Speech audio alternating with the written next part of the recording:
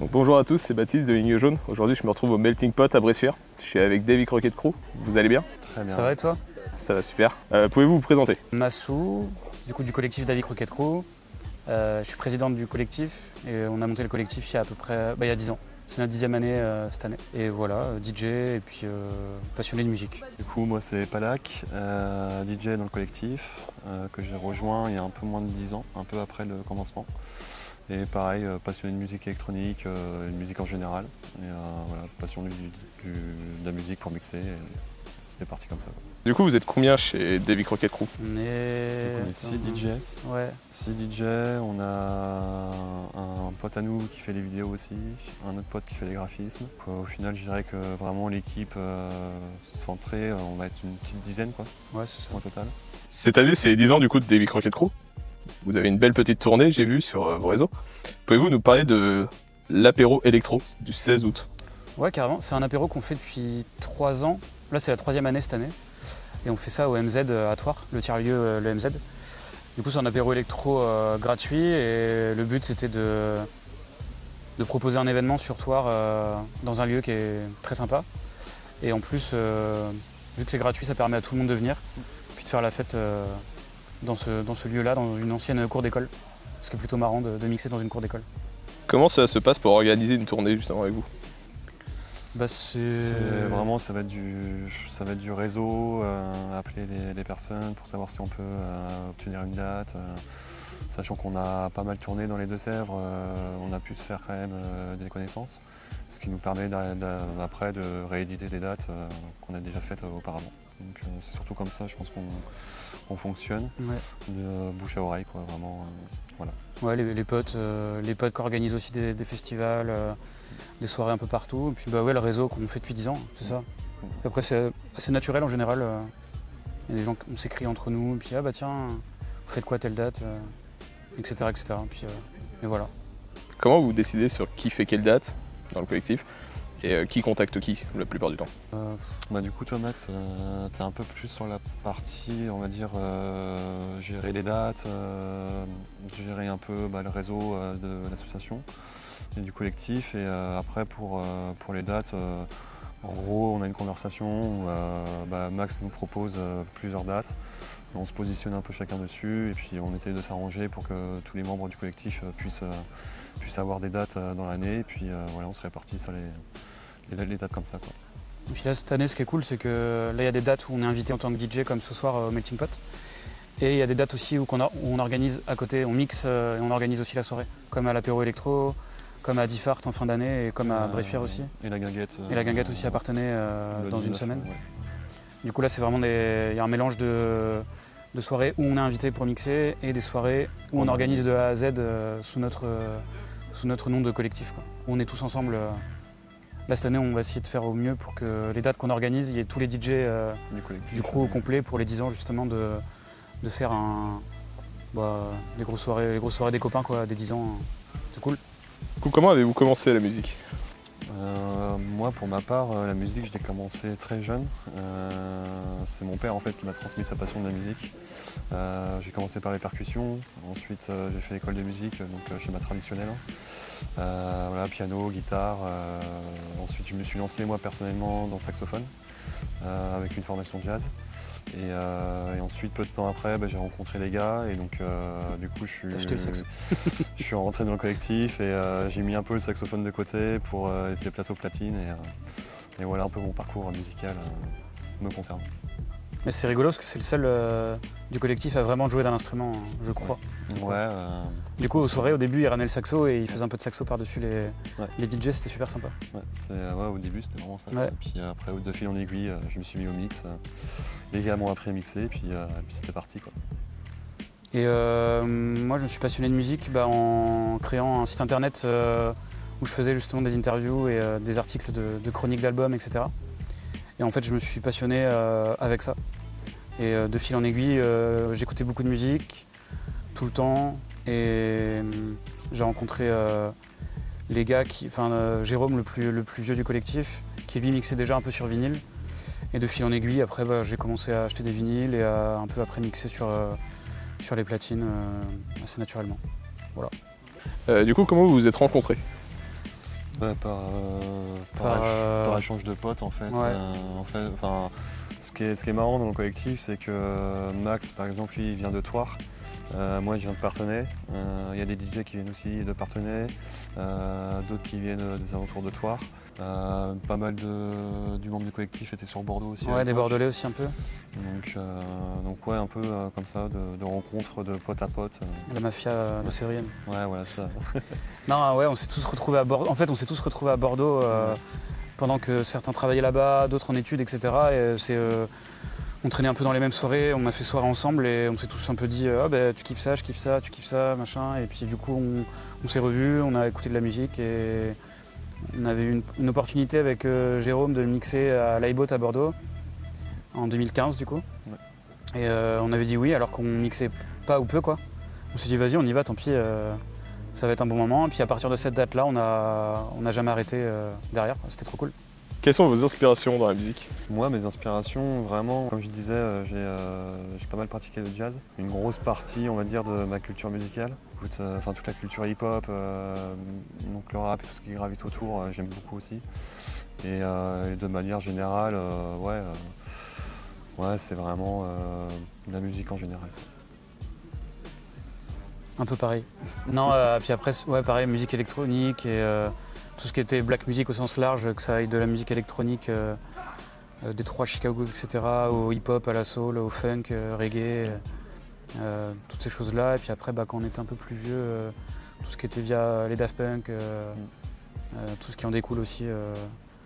Mais ouais, après, franchement, c'est dur de... Je pense qu'on est vraiment... on a ouvert vraiment beaucoup de styles, je trouve, dans le collectif. Dans le collectif, du coup, on est vraiment, des amoureux de la musique. Ouais. Et du coup, ce qui est chouette, c'est qu'on vient tous un peu d'horizons un peu différents. Mais en même temps, on a tous les mêmes passions pour les différents styles de musique qu'on peut aimer. Et c'est ça qui nous unit, donc c'est vraiment chouette. Pour le moment, quelle a été votre meilleure scène? Meilleur souvenir en set que j'ai, ouais, ça va être l'iBoat, hein, franchement. On avait organisé une soirée avec eux et on s'attendait pas à avoir autant de monde. Et au début de la soirée, il y avait une queue de je sais pas combien de mètres. Et donc du coup, on s'attendait pas du tout à ça. Les gens étaient ultra chauds et du coup, on a mixé de 22h jusqu'à 7h du matin. Et je pense qu'on avait fait la soirée de l'année à l'iBoat pour le coup. Et ouais, c'était vraiment une grosse soirée avec vraiment de très très bons souvenirs.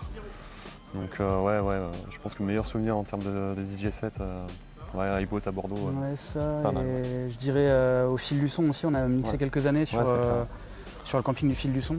Il y a une scène off pour ambiancer les festivaliers au camping. Et je sais pas, on a dû mixer 4 ou 5 ans je crois là-bas.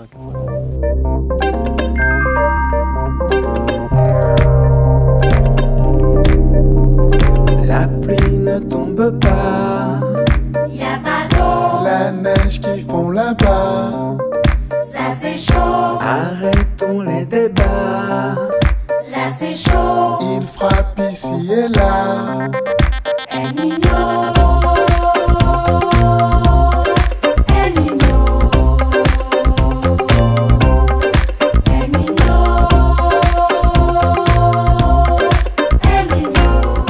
C'était trop bien, que des bons souvenirs là-bas. Mais en vrai, il y a trop de souvenirs. Ouais, on a fait tellement de choses que... Il y en a, ouais, il y avait des trucs... là, je suis sûr, on les retrouve pas tout de suite, mais... C'est ça, les guinguettes qu'on organise aussi, ça a été des sacrées soirées.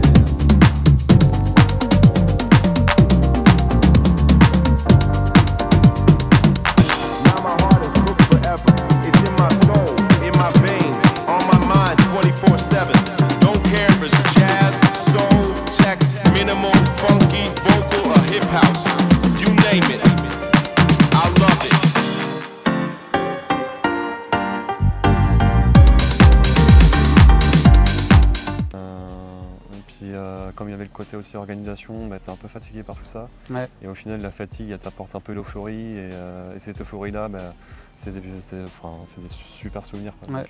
C'est vrai. Donc ouais, non, on a plein de soirées au final. Donc ouais. Quel serait le lieu où du coup vous rêvez de jouer? Moi pour l'instant, j'habite à Bordeaux.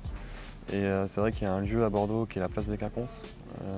C'est la plus grosse place de Bordeaux. Et j'avoue que si un jour on a l'opportunité de pouvoir jouer là-bas ou quoi que ce soit, à chaque fois il y a une bonne ambiance et donc ça serait plutôt chouette. La place est vraiment magnifique. Donc ça pourrait être cool. Après, voilà, ça reste des idées en tête comme ça, mais Sinon, putain, je suis en Pourquoi train pas. de chercher. Juste, même si on y mixera jamais, mais des festivals emblématiques, genre style Astropolis à Brest, des trucs comme ouais, ça. j'avoue, ouais, putain, c'est clair. Ouais. Ou des. Ouais, je sais pas. Mais c'est vraiment des rêves, tu sais, genre un truc improbable quoi. Mais Un peu utopique quoi. ouais. Mais sinon, ouais, non, je sais pas. Ouais, j'avoue, Les free music. j'ai jamais aussi, réfléchi. hein. Free music, ouais. Ouais, free music, Ouais, les festivals, ouais. Mais surtout ouais, avec les copains quoi. Si, Non, mais ouais, je sais pas, c'est dur de trouver. Festival, Dour Festival. Ah si, Dour, ouais. Aussi, Ouais. si, Dour, ouais. Dour, Ouais, Dour carrément. Festival, ouais, c'est vert. Dour sur la. Mais oui, putain, on est con. Ouais. Dour sur la scène électro c'est Red clair. Bull. Ouais. Ça serait le rêve. Dour. Ouais, Une boucle de bouclée. ouais, c'est On clair. l'a fait plein d'années en festivalier et en presse et c'était que des souvenirs de fou là-bas. Et ouais, si Dour. Ouais, Dour Ouais, Festival. j'avoue, j'y Ouais. pensais plus du tout. Est-ce que vous avez un rituel avant de monter sur scène? Alors c'est un petit peu gênant, mais on a un peu ce qu'on appelle dans le collectif le pipi du stress. Ça, je pense que pas mal d'artistes se reconnaîtront là-dedans, mais c'est vrai qu'avant de monter sur scène, il y a un peu le trac qui monte, le stress positif qui arrive, et du coup, on a tous un peu le petit moment où on va aux toilettes se faire du bien, et puis on revient après, puis on est un peu plus serein pour monter sur scène, quoi. Non, sinon il n'y en a pas, je crois. Mais ouais, sinon, à part ça c'était vraiment pour la De blague. se poser, boire un verre ensemble avant, Ouais, voilà. de profiter un peu de l'ambiance, quoi. Mais sinon, non, il n'y a pas de, Il y a pas de rituel particulier. Et est-ce que encore maintenant, au bout de 10 ans, vous stressez encore avant de monter? Alors moins qu'au départ, hein, bien sûr, mais il y a toujours cette part-là d'inconnu en fait. On va sur scène certes, mais on ne sait pas trop à quoi s'attendre une fois qu'on est derrière les platines. Donc après c'est notre job à nous hein, de mettre l'ambiance. Mais du coup ouais, ça amène un peu de stress. Maintenant on le gère beaucoup mieux avec l'expérience. Mais c'est vrai qu'il y a toujours ce petit truc avant de monter sur scène. Et après, ce qui est bien, c'est que vu qu'on est quand même des DJ très locaux, on a du coup notre réseau. C'est vrai que c'est souvent, là sur les 10 ans, c'est souvent chez des copains chez qui on va mixer, donc le stress est beaucoup plus atténué que peut-être les années où on était à Bordeaux et on nous invitait sur des festivals ou dans des salles de concert où là on connaissait Ouais, personne et c'est vrai que là tu stresses beaucoup plus. Ouais. Pour le coup là, le stress maintenant, on le gère bien. Quoi. ouais franchement c'est cool quoi. Ouais. Maintenant c'est plus le stress de se dire est-ce que les événements qu'on organise, est-ce qu'il y aura du monde qui va venir, les stress plus d'organisateurs peut-être, enfin de mon côté, mais ouais non, un peu moins de stress quand même. C'est l'âge aussi. Quel conseil vous donneriez à un jeune artiste qui débute? C'est dur de donner des conseils, pour moi on n'est pas assez... Pour moi, on n'est pas assez expérimenté pour donner des conseils, mais si je devrais donner un conseil à un jeune artiste qui débute, ça serait de croire en ses rêves, clairement. Je pense que le milieu de la musique, c'est un milieu qui est assez dur, mine de rien. Donc autant rêver et puis autant se faire plaisir. Voilà, éviter de se prendre la tête pour des broutilles au final. Et kiffer les moments. Voilà. Puis je pense qu'en début de carrière, pour un jeune artiste, les meilleurs moments qu'il va vivre, ça va être avec le public. Donc vivre le moment présent à fond avec le public et essayer de transmettre le plus d'émotions. Ouais, de prendre son temps et puis d'écouter sa passion, quoi, de suivre ce qu'il kiffe et puis de rien lâcher, quoi. Quels sont vos projets à venir? Les 10 ans là du coup, Ouais. on a des dates jusqu'au 6 décembre, ouais. 7 décembre. Ouais. Du coup là c'est la première fois où on fait la salle de Diffart. Du coup qui est assez marquant pour nous parce qu'il y a beaucoup de gars qui viennent de Parthenay et c'est une salle majeure du coin. Du coup c'est la première fois qu'on l'a fait et on a trop hâte de pouvoir y jouer. De pouvoir voir tous les copains là-bas et de pouvoir jouer là-bas. Et les projets, du coup tout ça déjà ça fait déjà c'est pas mal de choses à mettre en place. Ça fait 10-12 dates là jusqu'à Noël, enfin jusqu'à décembre. Et puis après continuer tranquillement avec les copains quoi. Comme on fait depuis 10 ans. Ouais c'est ça. Futur projet ça va être ça, continuer. Ça va être déjà de kiffer les 10 ans, puis après je pense qu'on verra l'année prochaine. On verra pour 2026, mais déjà 2025. Déjà 2025 c'est une très belle année là pour les 10 ans, c'est cool. Vous avez un dernier mot à dire? Non, merci à toi pour l'interview, c'était super sympa. Ouais, merci à toi aussi. Puis, Et puis bah, merci à Melting Pot, pardon, ouais. je t'ai coupé. ouais, un gros big up Melting Pot, à toute l'équipe derrière qui sont en coulisses et qui vraiment font du travail remarquable. Voilà, super accueil, donc vraiment top. Et puis je te remercie aussi pour cette interview fort sympathique.